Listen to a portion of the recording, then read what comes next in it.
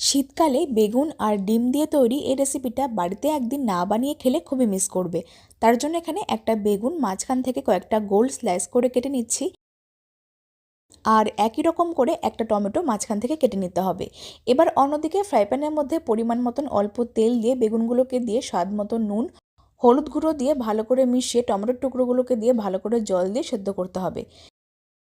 তারপরে ওই একই ফ্রাই প্যানের মধ্যে অল্প করে তেল দিয়ে রসুন কাঁচা লঙ্কা কুচি একটু হালকা ভেজে এর মধ্যে দুটো মিডিয়াম সাইজের পেঁয়াজ কুচি দিয়ে ভালো মতন ভাজতে হবে। তারপরে সেদ্ধ করে নেওয়া বেগুন টমেটোগুলোকে দিয়ে ভালো মতন মিশিয়ে নিতে হবে। কিছুক্ষণ ভালো করে মিশিয়ে এর মধ্যে স্বাদ মতো নুন, চিনি, পরিমাণ মতন ধনেপাতা কুচি দিয়ে আবারও ভালো করে মিশিয়ে নেব। আর সব শেষে নামানোর আগে এর মধ্যে একটা ডিম স্বাদ মতো নুন দিয়ে খুব ভালো করে ঝুড়ো করতে হবে। ডিমটা ভালো করে ঝুড়ো করে এর মধ্যে সমস্ত কিছু ভালো করে মিশিয়ে নিলে কিন্তু আজকের এই রেসিপিটা একদম রেডি হয়ে যাবে। রাতে রুটি দিয়ে খাওয়ার জন্য অথবা গরম গরম ভাত দিয়ে খুব সহজে পরিবেশন